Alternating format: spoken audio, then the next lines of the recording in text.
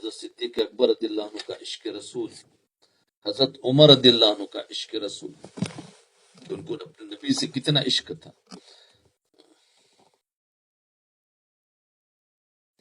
نبی اکرم صلی اللہ علیہ وسلم اس دنیا سے پردہ فرماتے ہیں، مگر سیدنا عمر بن خطاب رضی اللہ عنہ یقین ہی نہیں کرتے کہ میرے محبوب صلی اللہ علیہ وسلم جدائی کا داغ میرے سینے میں چھوڑ کر جا رہے ہیں، یعنی میرے محبوب میرے سے جدا ہو سکتے ہیں۔ جی تو فرمایا ماننے کے لیے تیار نہیں تھے، چنانچہ تلوار اٹھا لی اور کہنے لگے کہ جس کی زبان سے نکلے گا کہ نبی اکرم صلی اللہ علیہ وسلم فوت ہو گئے، میں اس کا سر تن سے جدا کر دوں گا۔ یہ تھا عشق۔ اتنی محبت تھی کہ محبوب کے بارے میں ایسی بات سننا بھی گوارا نہیں کرتے تھے۔ حضرت عثمان رضی اللہ عنہ کا عشق رسول دیکھو۔ سیدنا عثمان ذی النورین رضی اللہ عنہ کا دل عشق نبوی صلی اللہ علیہ وسلم سے سرشار تھا۔ ایک مرتبہ آپ نے حضور اکرم صلی اللہ علیہ وسلم کی خدمت میں عرض کیا، یا رسول اللہ صلی اللہ علیہ وسلم، اپنے دوستوں سمیت میرے گھر تشریف لائے۔ جب آپ جانے لگے تو حضرت عثمان رضی اللہ عنہ پیچھے پیچھے چل رہے تھے، اور آپ کے قدم مبارک گنتے جا رہے تھے۔ آپ نے پوچھا کہ عثمان میرے قدم کیوں گن رہے ہو؟ عرض کیا کہ میں چاہتا ہوں کہ جتنے قدم آپ میرے گھر تک چلے میں اتنے غلام آزاد کر دوں۔ سبحان اللہ، میں اتنے غلام آزاد کر دوں خوشی میں۔ صلح حدیبیہ کا واقعہ بڑا مشہور ہے۔ نبی اکرم صلی اللہ علیہ وسلم نے حضرت عثمان رضی اللہ عنہ کو اپنا سفیر بنا کر مکہ مکرمہ میں بھیجا صلح حدیبیہ کے موقع پر۔ مشرکین مکہ حضرت عثمان غنی رضی اللہ عنہ سے کہا کہ آپ تو مکہ میں آ چکے ہیں، اگر چاہے تو آپ طواف کر لیں، مگر ہم محمد صلی اللہ علیہ وسلم ان کے دوسرے ساتھیوں کو اجازت نہیں دیں گے۔ لیکن آپ کے عشق نے گوارا نہیں کیا۔ یہ ہے ادب اور عشق۔ وہ مکہ میں پہنچ گئے، ان کو اجازت ملی، تم طواف کرنا چاہے تو کر لو، لیکن نبی سے عشق ایسا تھا کہ میرے نبی کو روک دیا جائے اور میں کروں، انہوں نے وہ بھلائی حاصل نہیں کی۔ عشق ہوتا ہے، اس کو کہتے ہیں محبت شیخ، کہ کیسی زبردست کہ ان کے بغیر میں کام نہیں کر سکتا، لیکن آپ کے عشق نے گوارا نہ کیا اور فرمایا ما کنت لافعل حتی یطوف به رسول اللہ صلی اللہ علیہ وسلم، یعنی جب تک میرے محبوب طواف نہ کرے میں ہرگز طواف نہیں کروں گا۔ جی حضرت علی رضی اللہ عنہ کا عشق دیکھیے۔ نبی اکرم صلی اللہ علیہ وسلم ہجرت پر جانے لگے تو حضرت علی رضی اللہ عنہ کو اپنے بستر پر سلا دیا۔ سیدنا علی بے خوف ہو کر نبی اکرم صلی اللہ علیہ وسلم کے بستر پر سو گئے، حالانکہ معلوم تھا کہ دشمن باہر اسی بستر کی تاک میں کھڑے ہیں، مگر عشق نے ان خطرات کی بالکل کوئی پرواہ نہ کی۔ ایک مرتبہ نبی علیہ السلام کو کوئی ضرورت پیش آئی، حضرت علی رضی اللہ عنہ کا اس کا پتہ چلا تو آپ کسی کام کی تلاش میں گھر سے نکلے تاکہ کچھ لا کر آپ کی خدمت میں پیش کر سکے۔ نبی کو کچھ ضرورت پڑی تو عشق کیا تھا، حضرت علی کو پتہ چلا کہ آپ کو کچھ ضرورت پڑی، باہر نکلے، چنانچہ ایک یہودی کے باغ میں پہنچے اور اس سے کنویں سے ایک ڈول پانی نکالنے کے بدلے ایک کھجور بطور اجرت طے کی۔ حضرت علی رضی اللہ عنہ نے 17 ڈول پانی نکالے اور 17 کھجوریں اجوا لے لی۔ کھجوریں لے کر خدمت نبوی صلی اللہ علیہ وسلم میں پہنچے اور آپ کے پوچھنے پر تفصیل بتا دی کہ یہ کھجوریں اس طرح مزدوری کر کے لایا ہوں، اس طرح مزدوری کر کے لایا ہوں۔ آپ صلی اللہ علیہ وسلم نے پوچھا کیا تجھے اس کام کے لیے اللہ اس کے رسول کی محبت اور عشق نے آمادہ کیا یا کسی اور چیز نے؟ عرض کیا جی ہاں، اللہ اور اس کے رسول کی محبت نے مجھے اس پر آمادہ کیا کہ میں محنت کر کے، کیونکہ ان کے پاس بھی کچھ نہیں تھا اور ہو سکتا ہے حضور کو بھوک لگی ہو تو کھجور لی اور جا کر دے دیا، محنت کیا، محنت کر کے جو پیسہ آیا وہ جا کے دے دیا۔ اللہ اکبر، بہت زبردست عشق تھا۔ صلح حدیبیہ کے موقع پر حضرت علی رضی اللہ عنہ کو آپ نے حکم دیا کہ صلح نامہ لکھے۔ حضور اکرم صلی اللہ علیہ وسلم خود صلح نامہ لکھوا رہے تھے، جس وقت فرماتے ہیں کہ لکھے هذا ما قضى علیہ محمد رسول اللہ صلی اللہ علیہ وسلم، یہ وہ معاہدہ ہے جو محمد رسول اللہ صلی اللہ علیہ وسلم نے کیا۔ تو مشرکین بگڑ گئے اور کہنے لگے کہ اگر ہم آپ کو رسول مان لیتے تو جھگڑا کس بات کا تھا، اس لیے محمد رسول اللہ کی بجائے محمد ابن عبداللہ لکھو۔ جی، محمد ابن عبداللہ لکھو۔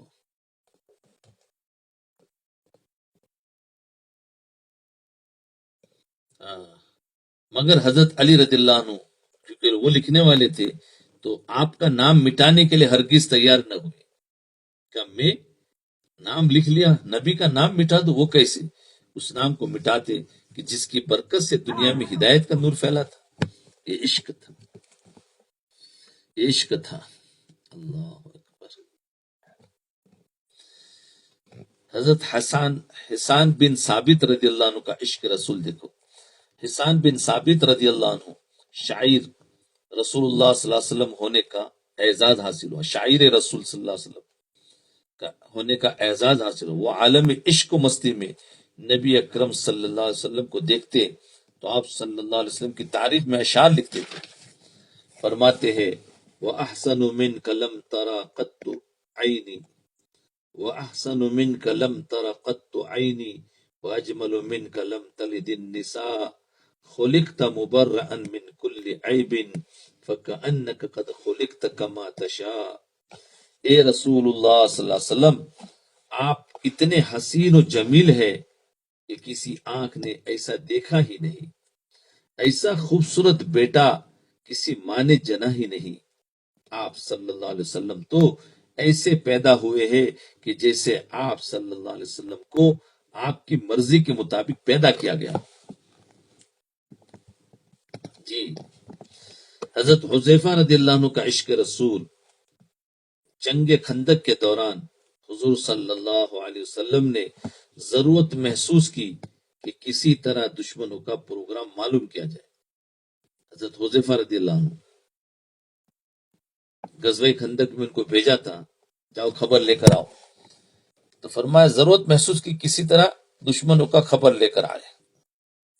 حضرت حذیفہ رضی اللہ عنہ قریب ہی موجود تھے مگر ان کے پاس کوئی ہتھیار تھا اور نہیں سردی سے بچنے کے لیے کوئی بڑی چادر تھی۔ حضور صلی اللہ علیہ وسلم نے فرمایا جائے اور دشمنوں کے خیمے سے جا کر ان کی خبر لاؤ۔ جی،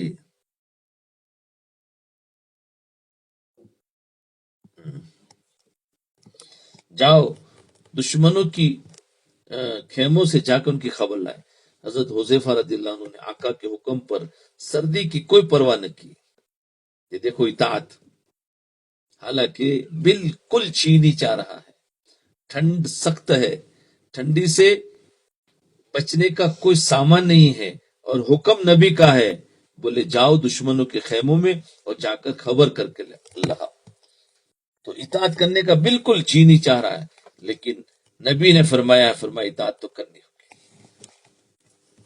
ارے اطاعت جس وقت میں بالکل جی نہ چاہ رہا ہو اس وقت میں اطاعت کرنے سے اللہ کی مدد فوری اترتی ہے۔ دیکھو ان کے ساتھ کوئی پہلے قید نہیں لگائی، انہوں نے تو حضور کی اطاعت کر لی کہ اچھا ٹھیک ہے میں تیار ہوں، اور جہاں وہ نکلے سردی گرمی سے بدل گئی۔ حضور صلی اللہ علیہ وسلم نے دعا دے کر روانہ فرمایا۔ حضرت حذیفہ رضی اللہ عنہ فرماتے ہیں کہ حضور کی دعا سے میرا خوف سردی بالکل دور ہو گئی۔ جی ہاں، یہ عشق تھا جس نے دل میں رسول اللہ صلی اللہ علیہ وسلم کی تابعداری کا ایسا جذبہ پیدا کر دیا۔ یہ ہے اطاعت، یہ کرنے کا جی تو نہیں چاہتا ہے لیکن کرنے کے بعد اللہ کی مدد ساتھ ہو جاتی ہے۔ ہاں، اٹکے ہوئے کام بن جاتے ہیں، آئی ہوئی پریشانی دور ہو جاتی ہے جب اطاعت کی جاتی ہے۔ تو کس کی؟ علماء کرام کی، مفتیان کرام کی، اللہ والوں کی، اور اگر بیویاں ہے تو اپنے شوہروں کی۔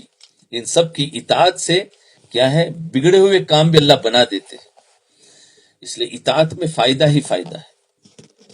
آج ہم سب اپنی اپنی مرضی سے چلنے لگے، مسائل میں اپنی مرضی، نہ علماء سے رابطہ ہے، نہ مفتیان کرام سے رابطہ ہے جی۔ اس لیے امت کو اگر دوبارہ کامیابی حاصل کرنی ہے تو واپس وہ اطاعت پر آ جائے، کس کی؟ دین والوں کی اطاعت کر لے۔ ایک صحابیہ رضی اللہ عنہ کا عشق رسول صلی اللہ علیہ وسلم، جنگ احد کے دوران مدینہ منورہ میں خبر پھیل گئی کہ حضور اکرم صلی اللہ علیہ وسلم شہید ہو گئے۔ اس خبر کے پھیلتے ہی مدینہ میں کوہرام مچ گیا جی، مدینہ میں کوہرام مچ گیا۔ عورتیں روتی ہوئی گھروں سے باہر نکل آئی، کہ ایک خبر آ گئی۔ کیا خبر پھیل گئی؟ کہ حضور شہید ہو گئے جنگ احد میں۔ ایک انصاری عورت نے کہا کہ جب تک اس کی خود تصدیق نہ کر لوں میں اسے تسلیم نہیں کروں گی۔ اس لیے یاد رکھو، ہر خبر کو مانو مت، ہر خبر کی تحقیق کر کے کر لو، ورنہ دشمن ہمیں گھبرانے کے لیے ایسی ایسی خبریں ڈال دے گا کہ جس کی وجہ سے ہم قبول کریں گے تو ہمارے لیے پریشانی ہوگی۔ دیکھو ان کے زمانے میں بھی ایسی خبر مشہور ہوگی کہ حضور شہید ہو گئے۔ تو ہمیشہ ہر خبر کو سن کر پریشان نہ ہو جاؤ جب تک کہ اس کی تحقیق نہ کر لو۔ تو ایک صحابیہ انصاریہ عورت تھی، اس نے کہا کہ خود میں اس کی تصدیق نہ کر لوں میں اسے تسلیم نہیں کروں گی۔ دیکھو یہ ایمان والے۔ چنانچہ وہ ایک سواری پر بیٹھی اور اپنے سواری کو اس پہاڑ کی طرف بگایا۔ کافی قریب آئی تو ایک صحابی آتے ہوئے ملے، ان سے پوچھتی ہے ما بال محمد صلی اللہ علیہ وسلم، محمد صلی اللہ علیہ وسلم کا کیا حال ہے جی۔ اس نے کہا مجھے حضور صلی اللہ علیہ وسلم کا حال تو معلوم نہیں، البتہ میں نے دیکھا کہ تیرے بیٹے کی لاش فلاں جگہ پر پڑی ہوئی ہے۔ نبی کا حال تو نہیں بتایا لیکن بیٹے کا حال بتایا کہ فلاں جگہ پر پڑی۔ اس عورت کو جوان بیٹے کی شہادت کی خبر ملی مگر وہ ٹس سے مس نہ ہوئی، اس کے دل میں کچھ بھی نہیں۔ اس ماں کے دل میں عشق رسول اتنا اثر ڈالا ہوا تھا کہ بیٹے کی شہادت کی خبر سنی مگر کوئی پرواہ نہ کی۔ سواری آگے بڑھاتی ہے، ایک اور صحابی ملے، پوچھتی ہے ما بال محمد صلی اللہ علیہ وسلم، محمد صلی اللہ علیہ وسلم کا کیا حال ہے؟ انہوں نے جواب دیا مجھے معلوم نہیں، البتہ تیرے خاوند کی لاش فلاں جگہ پر پڑی ہوئی ہے۔ بیٹے کی موت کی خبر سنی، شوہر کے موت کی خبر سنی، یہ عورت پھر بھی ٹس سے مس نہ ہوئی اور آگے بڑھی، کسی اور سے پوچھا، فرمایا محمد صلی اللہ علیہ وسلم کا کیا حال ہے؟ تو کہ جواب ملا مجھے معلوم نہیں، البتہ تیرے والد کی لاش فلاں جگہ پر پڑی ہوئی ہے۔ اب باپ کی خبر ملی، اسی طرح بھائی کی لاش کے بارے میں بھی خبر ملی، اب بھی بتایا گیا کہ فلاں جگہ پر پڑی، مگر یہ عورت پھر بھی ٹس سے مس نہ ہوئی۔ آگے ایک صحابی ملے، پوچھتی ہے محمد صلی اللہ علیہ وسلم کا کیا حال ہے؟ انہوں نے کہا فلاں جگہ موجود ہے، آپ فلاں جگہ موجود ہے۔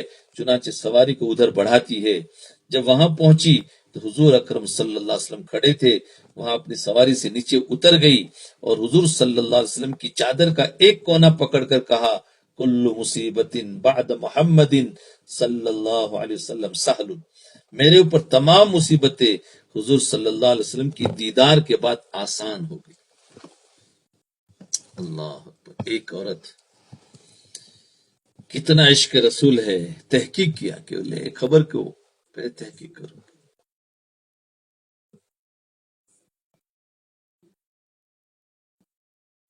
نبی اکرم صلی اللہ علیہ وسلم رات کے وقت جب اپنے حجرہ شریف میں آرام فرما رہے ہوتے تھے تو بعض صحابہ رضی اللہ عنہ اپنے گھروں سے باہر نکلتے، اپنے حجرے میں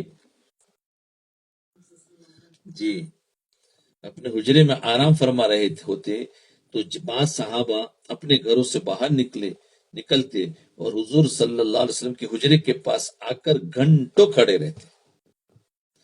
اور سوچتے کہ یہ وہ جگہ ہے جہاں ہمارے محبوب صلی اللہ علیہ وسلم سوئے ہوئے ہیں۔ دیکھو عشق تھا تو وہاں آ کر کھڑے ہو جاتے تھے جی، وہ انوارات کھڑے ہونے سے بھی ان کو انوارات مل رہے۔ عجب چیز ہے عشق شاہ مدینہ، عجب چیز ہے عشق شاہ مدینہ، یہی تو ہے عشق حقیقی کا زینہ، یہی تو ہے عشق حقیقی کا زینہ، ہے معمور اس عشق سے جس کا سینہ، ہے معمور یعنی بھرا ہوا، اس عشق سے جس کا سینہ، اسی کا ہے مرنا اسی کا ہے جینا۔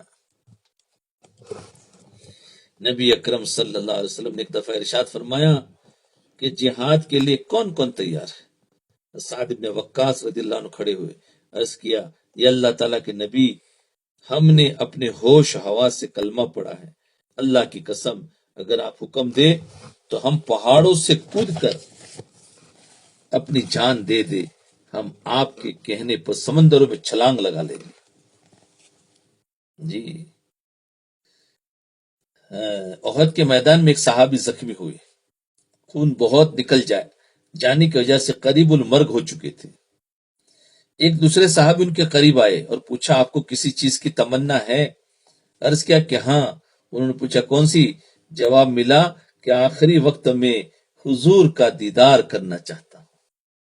دیکھو عشق کیا کہہ رہے ہیں، آخری وقت میں یہ نہیں کہا میرے بھائی کو دکھا دو، میری بیوی کو دکھا دو، میرے باپ کو دکھا دو، کیا کہہ رہے ہیں، آخری وقت میں نبی کا چہرہ دیکھنا چاہتا ہوں۔ جی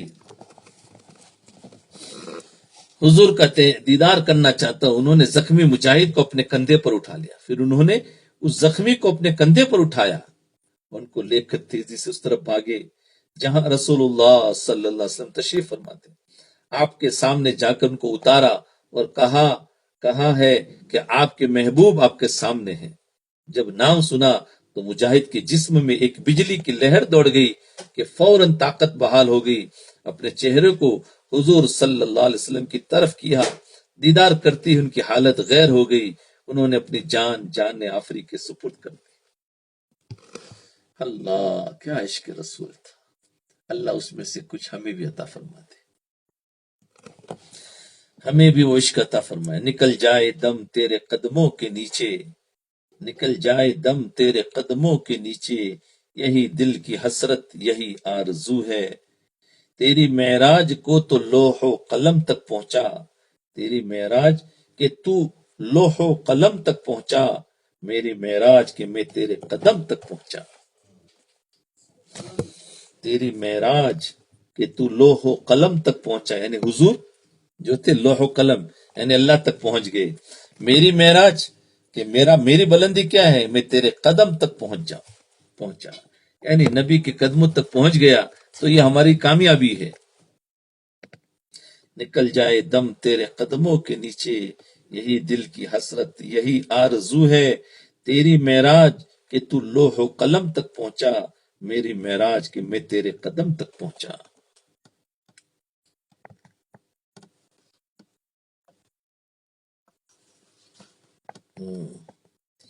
سب سے بڑی خوشخبری، ایک صحابی حضور صلی اللہ علیہ وسلم کی خدمت میں آ کر عرض کرتے ہیں یا اللہ کے نبی میں ایک بات سے بہت پریشان ہوں، اللہ کے نبی میں ایک بات سے بہت پریشان ہوں کہ یہاں تو جس وقت آپ کی محبت ہمارے دلوں میں لہریں مارتی ہے، ہم حاضر ہو کر آپ کی زیارت سے اپنی آنکھوں کو ٹھنڈا کر لیتے، لیکن جنت میں تو آپ بہت اعلیٰ درجوں پر ہوں گے اور ہم تو نیچے کے درجے میں ہوں گے، وہاں اگر آپ کی زیارت نہ ہوئی تو ہمیں جنت کا کیا لطف آئے گا۔ دیکھو کہاں تک سوچنے والے تھے، جب عشق ہوتا ہے تو انسان کیا کیا سوچتا ہے، دنیا نہیں جنت میں بھی سوچنے لگے کہ جنت میں اگر آپ کا دیدار نہ ہوا تو پھر وہ جنت میں لطف کیا آئے گا، وہ مزہ کیا آئے گا۔ اور آ کر پھر سوال کر رہے ہیں کہ ایسا ایسا میرے دل میں آ رہا ہے۔ چنانچہ اسی وقت جبرائیل علیہ السلام آئے اور آ کر اطلاع دی، آپ نے اس شخص کو بلا اور خوشخبری دے دی، المرء مع من احب، اس وقت یہ اترا کہ فرمایا انسان آدمی اس کے ساتھ ہوگا جس سے اس کو محبت ہوگی. جاؤ، یہ اصول بتا دیا ہمیں. دیکھو ہمارے اعمال نہیں، دیکھو کیا کہہ رہے ہیں، تمہارے اعمال چاہے نماز روزہ زکوٰۃ والے ہوں گے، لیکن تمہارے دل کی محبت یہود و نصارہ کے طریقے سے ہوگی تو یاد رکھنا انہی کے ساتھ اٹھائے جاؤں گے. یہ کہنا چاہ رہے ہیں المرء مع من احب. غور کیجئے، ہم اعمال پر خوش ہو جاتے ہیں، دلوں کو صحیح کرنا ہے کہ دلوں میں محبت کس کی بیٹھی ہوئی ہے.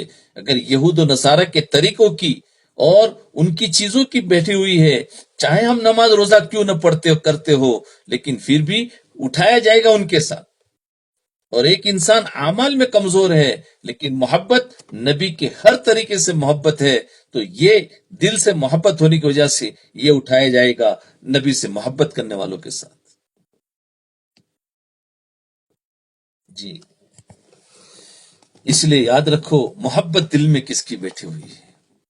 اس وقت میں ہم چاہے مسلمان ہیں، ہم دین کا علم سیکھ رہے ہیں، دین کے کچھ نہ کچھ اعمال کر رہے ہیں، لیکن اگر دلوں میں محبت دیکھی جائے تو انہی کی بیٹھی ہوئی ہے. یہ ہے خطرہ انہی کی بیٹھی ہوئی ہے، ان کے طور طریقوں کی بیٹھی ہوئی ہے، نبی کی زندگی کے اعمال کی نہیں. وہ تو کبھی کر لیا. جی، تو آدمی اسی کے ساتھ ہوگا جس سے اس کو محبت ہوگی. صحابہ کرام رضی اللہ عنہ فرماتے ہیں پوری زندگی میں جتنی خوشی اس حدیث سے ہوئی کسی اور حدیث سے نہیں ہوئی. کیا بس پھر تو ہم جنت میں ہوں گے. کیوں کہ نبی سے محبت کرنے والا جنت میں جائے گا. یہ راستہ محبتوں سے طے ہوتا ہے، یاد رکھو. فرائض تو ہم ادا کر لیتے ہیں نماز روزہ کے، لیکن محبت اگر کسی اور سے ہے تو خطرے کی چیز ہے. اور محبت ٹوٹ کے ہوگی اور پھر فرائض ہوں گے تو پھر انسان کامیاب ہوگا. اس لیے یاد رکھے کہ خالی ایک عمل کو لے کے چلنا نہیں ہے، ساتھ میں محبت کس کی بیٹھی ہوئی ہے.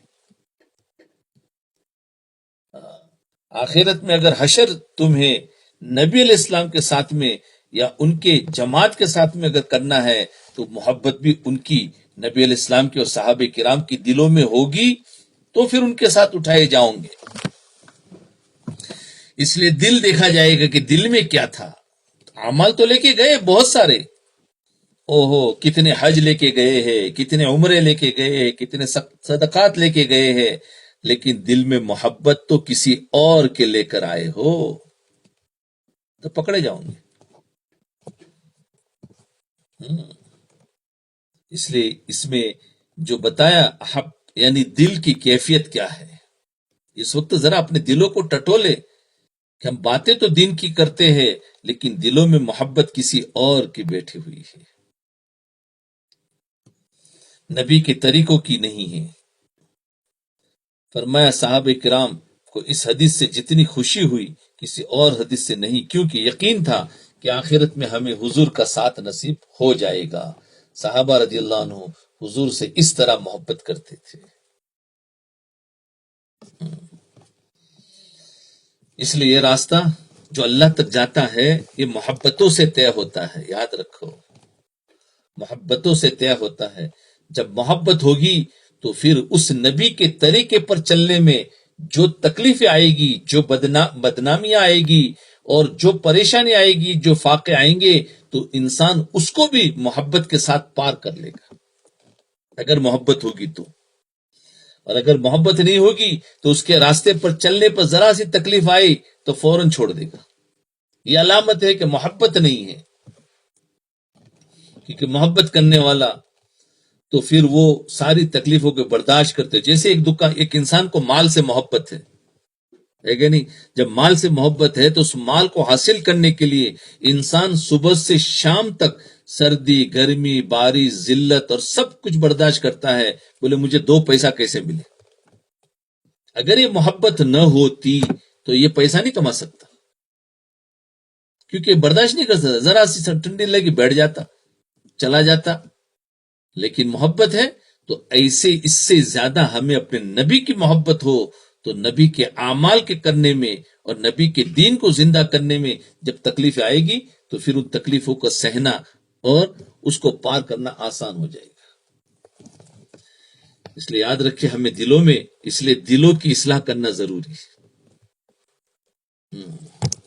عشق رسول صلی اللہ علیہ وسلم میں دیکھو کھجور کا تنا رونے لگا. جاندار چیزیں تو روئی ہے، سب جان والے، اب بے جان بھی رو رہے ہیں نبی کی جدائی پر. کھجور کا ایک تنا کہتے ہیں، کس کو کہیں گے؟ پلر جیسا ہوتا ہے نا کھجور کا، اس کو تنا کہتے ہیں. جو پورا ٹری ہوتا ہے تو ٹری کا جو جس پر ٹری کھڑا ہوتا ہے اس کو تنا کہیں گے، صرف اوپر کا کاٹ دو. تو اس کو آپ صلی اللہ علیہ وسلم سے محبت تھی. آپ صلی اللہ علیہ وسلم نے جب مسجد نبوی بنائی تو اس میں ممبر نہیں تھا، مسجد کے اندر کھجور کا ایک تنا تھا. تو اسی کے ساتھ ٹیک لگا کر آپ صلی اللہ علیہ وسلم خطبہ دیا کرتے تھے. سب سمجھ گئے؟ ہاں، ٹیک لگا کر آپ خطبہ دیا کرتے تھے. کچھ عرصے بعد ایک صحابی تمیم داری رضی اللہ عنہ نے عرض کیا، یہ اللہ کے رسول صلی اللہ علیہ وسلم اگر اجازت دے تو ایک ممبر بنا لیا جائے. آپ نے اجازت دے دی، چنانچہ ایک ممبر بنا لیا گیا. اگلی دفعہ جب خطبہ دینے کا وقت آیا تو آپ صلی اللہ علیہ وسلم ممبر پر کھڑے ہو گئے اور خطبہ دینا شروع کر دیا.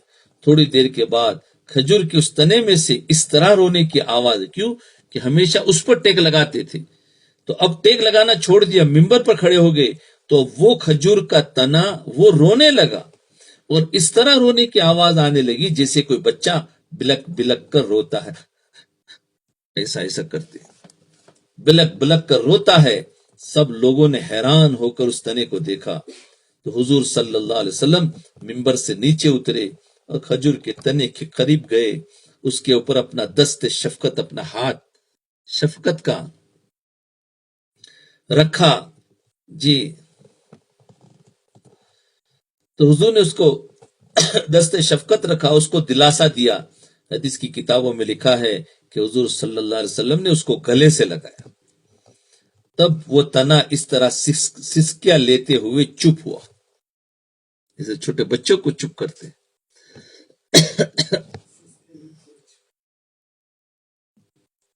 اللہ اکبر کبیرہ. تو فرمایا جب جا کے وہ چپ ہوا، جیسے کوئی بچہ اپنی ماں کے سینے سے لگ کر چپ ہوتا ہے. کھجور کے تنے کو اتنی محبت تھی، یہ کاش ہمیں اپنے پیارے پیغمبر صلی اللہ علیہ وسلم کے ساتھ کھجور کے تنے جیسی محبت نصیب ہو جاتی. کتنی بھی ہو جاتی تو ہم کامیاب ہو جاتے. کاش ہمیں اپنے پیارے پیغمبر کے ساتھ کھجور کے تنے جیسی محبت نصیب ہو جاتی. اللہ. حضرت عبداللہ بن زید رضی اللہ عنہ، ان کا عشق رسول دیکھو. بعض صحابہ کرام رضی اللہ عنہ صبح ہوتے ہی حضور صلی اللہ علیہ وسلم کی زیارت کرنے آ جاتے تھے. دیکھا، صبح ہوتے ہی حضور کی زیارت کرنے آ جاتے تھے. ان کو ان کی زیارت کیے بغیر چین نہیں پڑتا تھا. انہوں نے قسمیں کھا لی تھی کہ ہم صبح اٹھتے ہی پہلے آپ کی زیارت کریں گے، پھر اس کے بعد کہیں اور جائیں گے. سبحان اللہ. آپ صلی اللہ علیہ وسلم کی زیارت سے پہلے کسی دوسرے کا چہرہ نہیں دیکھیں گے، کسی کا چہرہ نہیں دیکھیں گے.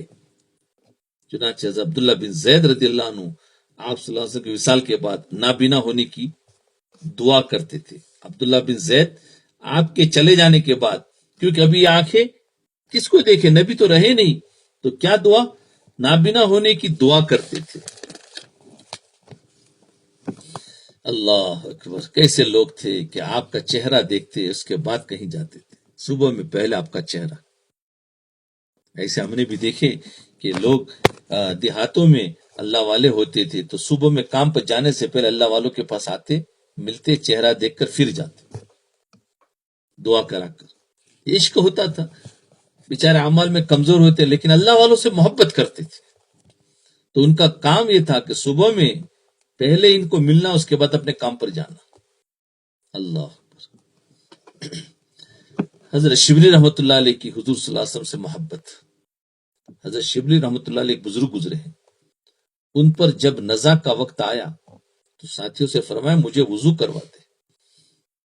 ساتھیوں نے بڑی مشکل سے آپ کو وضو کرایا، کیونکہ بیماری کی وجہ سے کافی کمزور ہو چکے تھے. وضو کے بعد خیال آیا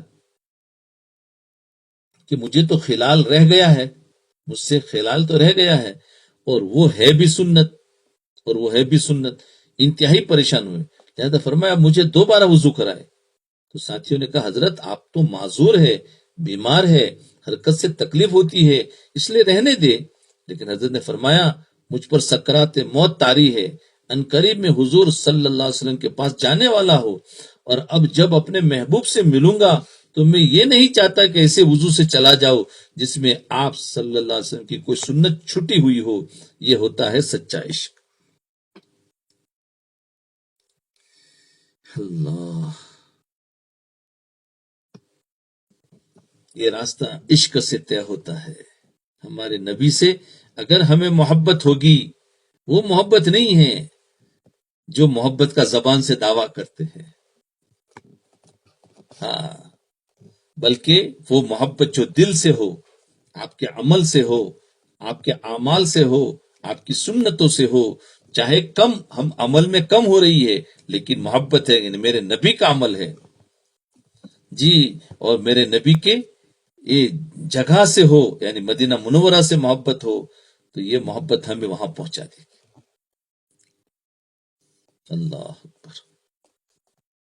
یہ تو تھے صحابہ کرام، اولیاء کرام کی عشق کا مطلب قصے کہ ان کو نبی سے کتنا عشق تھا. اب دیکھیے علماء دیوبند اور ان کو عشق رسول صلی اللہ علیہ وسلم. علماء دیوبند کو عشق رسول کیسا تھا وہ بھی سن. آپ سوچو گے یہ تو صحابہ کرام تھے، اگر ہمیں دیکھنا ہے تو یہ ہمارے زمانے کی، یہ 100-150 سال کے سب علماء دیوبند ہے. تو ان کا عشق رسول دیکھو. آپ کہیں گے میاں صحابہ کرام رضی اللہ عنہ کی باتیں بتلاتے ہو، کسی بات کے زمانے کی باتیں بتا دیتے. آئیے میں آپ کو اپنے روحانی آبا و اجداد کی زندگیوں کے حالات سناتا ہوں. یہ ہمارے روحانی باپ دادا ہے. یہ سلسلہ وہاں تک پہنچتا ہے جو دارالعلوم دیوبند کے بانی اور فرزند تھے، تاکہ آپ کو معلوم ہو جائے کہ ان حضرات کو حضور صلی اللہ علیہ وسلم کے ساتھ کیسی محبت تھی. اللہ اکبر. حضرت مولانا محمد قاسم نانوتوی رحمت اللہ علیہ کا عشق رسول صلی اللہ علیہ وسلم. حضرت مولانا محمد قاسم نانوتوی رحمت اللہ علیہ، جنہوں نے دارالعلوم دیوبند کی بنیاد ڈالی ہے، سمجھے کہ کون نانوتوی کو کون نہیں جانتا کہ وہ علم کے آفتاب و مہتاب تھے، یعنی چاند اور سورج. ان کے پیچھے انگریز لگا ہوا ہے. اس زمانے میں انگریزوں کی حکومت تھی اور انگریز نے یہ طے کر لیا تھا کہ ہندوستان سے علم کو مٹا کر چھوڑیں گے، یعنی دین کو اور اسلام کو. تو اس زمانے میں اللہ تعالیٰ نے ایسے علماء رکھے، ان کے دلوں میں آ گیا تھا کہ ہم ہندوستان میں دین کو پھیلا کر رہیں گے. اللہ ہی پھیلائے گا، لیکن ان کی نیتیں دیکھ. تو اس وقت ان کے پیچھے انگریز لگا ہوا ہے، چاہتا ہے کہ جان سے مار ڈالو انگریز. آپ کو بھی پتا چل گیا کہ انگریز یہ چاہتا ہے کہ ہمیں مارے. رشتہ داروں نے کہا حضرت آپ کہیں چھپ جائیے تاکہ آپ بچ سکے. آپ نے بات مان لی، سمجھے، لہذا چھپ گئے. ابھی 3 دن ہی گزرے تھے کہ پھر باہر پھرتے نظر آئے. پھر کسی نے کہا جان کا معاملہ ہے، آپ کو چاہیے کہ ذرا اوجل ہو جائے، چھپ جائیے. فرمایا، پھر کیا فرمایا، دیکھو یہ بات سننے جیسی. فرمایا کہ میں نے حضور صلی اللہ علیہ وسلم کی حدیث پر نظر ڈالی، مجھے پوری زندگی میں حضور صلی اللہ علیہ وسلم 3 دن غار میں چھپے نظر آتے ہیں.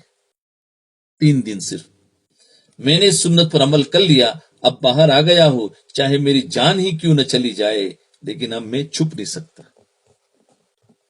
سبحان اللہ. دیکھو اس میں بھی سنت کی اتباع تھی، اس میں بھی سنت کی اتباع، ہر عمل میں سنت. حضور صلی اللہ علیہ وسلم کی حدیث ہے کہ تم اپنی بیواؤں کا نکاح کر دیا کرو، ہے نا، اپنی بیواؤں کا نکاح کر دیا کرو۔ قرآن بیوہ یعنی جس کے شوہر انتقال ہو گئے ہو۔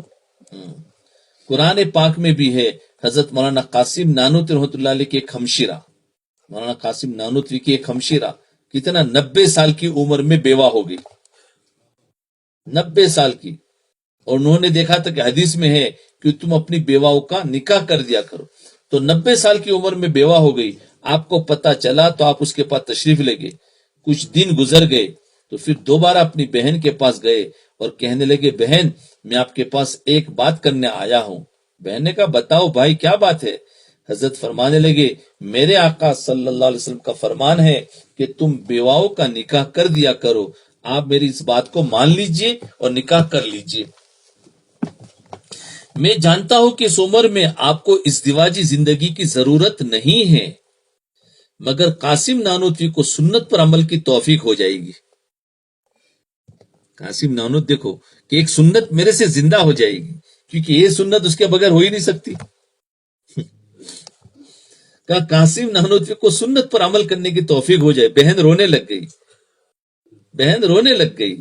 آپ نے اپنی پگڑی کو اتارا اور بہن کے قدموں پر رکھ دیا اور کہا تیری وجہ سے مجھے حضور صلی اللہ علیہ وسلم کی ایک سنت پر عمل کی توفیق نصیب ہو سکتی ہے۔ چنانچہ 90 سال کی عمر میں اپنی بہن کا ایک اور نکاح کر دیا۔ کیسا عشق تھا، کیسا عشق تھا، بتاؤ، سنت کو زندہ کرنے کے لیے۔ کیونکہ بعض سنت ایسی ہے کہ وہ زندگی میں کبھی ہی مل سکتی ہے، عمل کرنے کا موقع مل ہی نہیں سکتی۔ ابھی دیکھو ان کی یہ سنت ان کی بہن کے بغیر ہو ہی نہیں سکتی، تو بعض سنت ایسی تھی۔ حضرت مولانا قاسم نانوتوی رحمۃ اللہ علیہ جب حج پر گئے تو اپنے راستے میں حضور صلی اللہ علیہ وسلم کی محبت میں کچھ اشعار لکھے، وہ بھی آپ کو سناتا چلوں۔ امید لاکھوں ہے لیکن بڑی امید ہے یہ، امید لاکھوں ہے لیکن بڑی امید ہے یہ کہ ہو سگان مدینہ میں میرا شمار۔ سگان مدینہ یعنی کتا، کہ مدینے کے کتوں میں میرا شمار ہو، یعنی اپنے آپ کو اتنا حقیر ذلیل کہہ رہے کہ حضور کے پاس جاؤ تو ہماری کیا حیثیت ہے۔ امید لاکھوں ہے لیکن بڑی امید ہے یہ کہ ہو سگان مدینے میں میرا شمار، جیو تو ساتھ سگان حرم کے تیرے فرو، جیو تو ساتھ سگان حرم کے تیرے فرو، مرو تو کھائے مجھ کو مدینہ کے مور و مار۔ جیو تو ساتھ سگانے حرم کے تیرے فرو، یعنی کتے جیسے حرم کے پیچھے تو میں بھی تیرا اس میں سے ایک فرو، اور جب میں مر جاؤں تو مجھ کو بھی مدینہ کے مور اور مدینہ کے مجھے کھائے، مور و مار۔ کہ اللہ کے نبی صلی اللہ علیہ وسلم نجات کی امیدیں تو بہت ہے، مگر سب سے بڑی امید ہے کہ مدینہ کے کتوں میں میرا شمار ہو جائے۔ اگر جیوں تو مدینہ کے کتوں کے ساتھ پھرتا رہوں، اگر جیوں تو مدینہ کے کتوں کے ساتھ پھرتا رہوں، اور اگر مر جاؤں تو مدینہ کے کیڑوں مکوڑے مجھے کھا جائے۔ رسول اللہ صلی اللہ علیہ وسلم ایسی شدید محبت تھی دل میں۔ اللہ، ایک آدمی آپ کی خدمت میں آیا، اس نے سبز رنگ کا جوتا پیش کر دیا، سبز رنگ کا جوتا پیش کر دیا۔ حضرت نے وہ جوتا لے لیا مگر اس کو گھر میں رکھ دیا۔ کسی نے بعد میں پوچھا حضرت فلاں نے بہت اچھا جوتا دیا تھا، علاقے میں اکثر لوگ پہنتے ہیں، خوبصورت بھی بنا ہوا تھا۔ فرمایا میں نے جوتا لے تو لیا تھا کہ اس کی دل جوئی ہو جائے، مگر پہنا اس لیے نہیں کہ دل میں سوچا کہ میرے آقا صلی اللہ علیہ وسلم کی روضہ اقدس کا رنگ سبز ہے۔ دیکھو عشق کیا کیا دکھاتا ہے کہ روضہ اقدس کا رنگ جو گنبد ہے نا وہ سبز ہے، اب میں اپنے پاؤں میں اس رنگ کا جوتا کیسے پہنوں، میں اپنے پاؤں میں اس رنگ کا جوتا کیسے پہنوں۔ یہ دیکھو یہ عشق کی باتیں ہیں۔ ویسے کسی کو سناؤ تو بولے کہاں حدیث میں، یہ عشق ہے۔ عشق بھی ایک عجیب چیز ہوتی ہے، وہ چیزیں ملا نہیں کرتی ہے لیکن حدیث میں وہ بھی ملتی ہے۔ صحابہ کا عشق دیکھ لیا نا، تو پھر آپ حرم تشریف لے گئے، آپ بہت نازک بدن تھے، ایک آدمی نے دیکھا کہ آپ ننگے پاؤں مدینہ کی گلیوں میں چل رہے. حرم جب تشریف لے گئے تو بہت نازک بدن بھی تھے، اور ایک آدمی نے دیکھا کہ آپ ننگے پاؤں مدینہ کی گلیوں میں چل رہے اور پاؤں کے اندر سے خون یعنی بہ رہا ہے. کسی نے پوچھا حضرت جوتے پہن لیتے؟ فرمایا ہاں پہن تو لیتا، لیکن جب میں نے سوچا کہ اس دیار میں یعنی اس جگہ میں میرے آقا صلی اللہ علیہ وسلم چلا کرتے تھے، فرمایا یہ وہ جگہ ہے جہاں میرے آقا چلا کرتے تھے، تو میرے دل نے گوارا نہ کیا کہ قاسم اس کے اوپر جوتوں کے ساتھ چلتا پھرے. میرے نبی کے قدم اگر یہاں ہو اور میرا جوتا ان کے قدم پر لگ جائے، یہ کیسے ہو سکتا ہے؟ قاسم اس کے اوپر جوتوں کے ساتھ چلتا پھرے. کیسے دیوانے اور پروانے تھے رسول اللہ صلی اللہ علیہ وسلم کے. اللہ اللہ اکبر کبیرہ.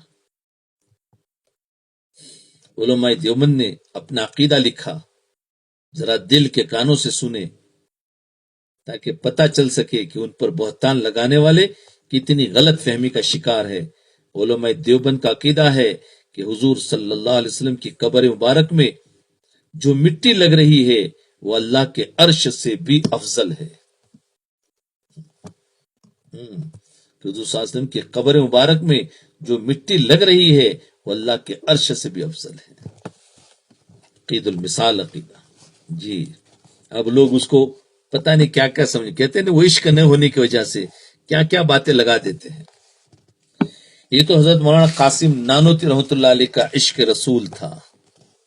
اب حضرت مولانا رشید احمد گنگوہی رحمۃ اللہ علیہ کا عشق رسول، یہ اسی جگہ کے استاد تھے. بعد میں حضرت مولانا رشید احمد گنگوہی رحمۃ اللہ علیہ فقیہ وقت تھے. ایک آدمی حج سے واپس آیا اور وہاں سے کچھ کپڑا لایا. اس نے وہ کپڑا حضرت کی خدمت میں پیش کیا. حضرت نے جب اسے لیا تو اسے چوما، وہ اپنے سر کے اوپر رکھ لیا جیسے بڑی عزت والی کوئی چیز ہو. طلبہ بیٹھے ہوئے تھے، انہوں نے اس کے حضرت یہ تو فلاں ملک کا بنا ہوا کپڑا ہے، مدینہ کے لوگ خرید کر آگے فروخت کرتے ہیں. فرمایا میں تسلیم کرتا ہوں کہ مدینہ کا بنا ہوا نہیں ہے، مگر میں تو اس لیے اس کی عزت کرتا ہوں کہ اسے مدینہ کی ہوا لگی ہوئی ہے. اللہ اکبر، کہ اسے تو مدینہ کی ہوا لگی ہوئی ہے.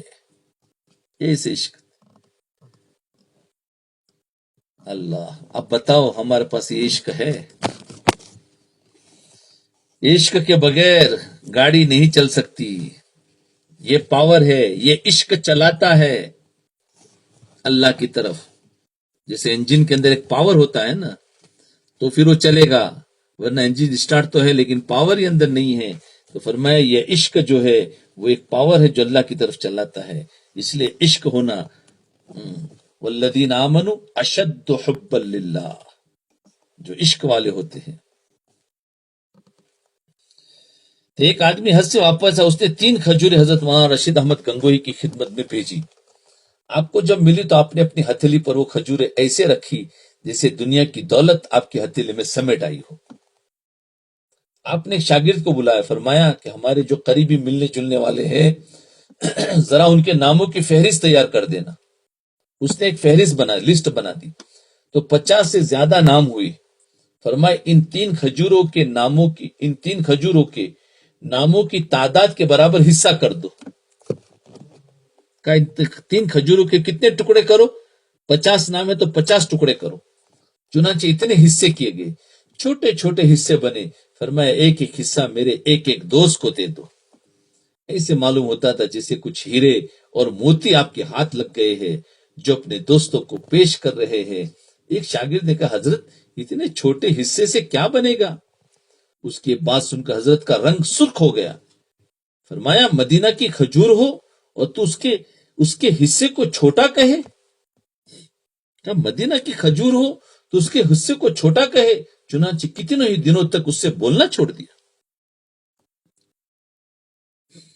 آج تو یہ قصے رہ گئے، کتابوں میں باتیں رہ گئی، لیکن اس باتوں پر عمل کرنے والے قبروں میں چلے گئے. آج ہے کوئی جو اپنے اندر یہ اتار کر دکھا دے کہ ہاں مجھے دیکھ لو، مجھے عشق رسول ہے. اللہ اکبر، بس اتنا ہی رکھتے ہیں علماء دیوبند کا عشق رسول، انشاءاللہ دوسرا کل پڑھیں گے۔ عشق کی باتیں ہی ایسے ہے کہ ختم ہی کرنے کو جی نہیں ہوتا ہے۔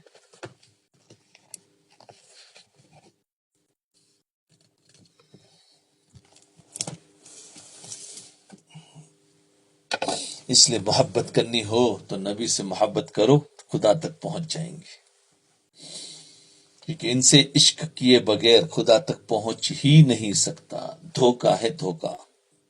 ہاں، اس لیے نقش قدم نبی کے ہے جنت کے راستے، اللہ سے ملاتے ہیں سنت کے راستے۔ نقش قدم نبی کے ہے جنت کے راستے، اللہ سے ملاتے ہیں سنت کے راستے۔ تو یہ ہے کہ اللہ تک چاہیے تو سنت پر عمل کیے بغیر کچھ نہیں ہوگا۔ سنت سے مراد پورا دین ہی ہے، یوں سمجھ لو کی محبت سے وفا تو ہم تیرے ہیں صلی اللہ علیہ وسلم۔ پھر یہ جہاں چیز کیا ہے، لوح و قلم تیرے ہے، پھر تو لوح و قلم سب تیرا ہو جائے گا۔ تو یہ ہے نبی کے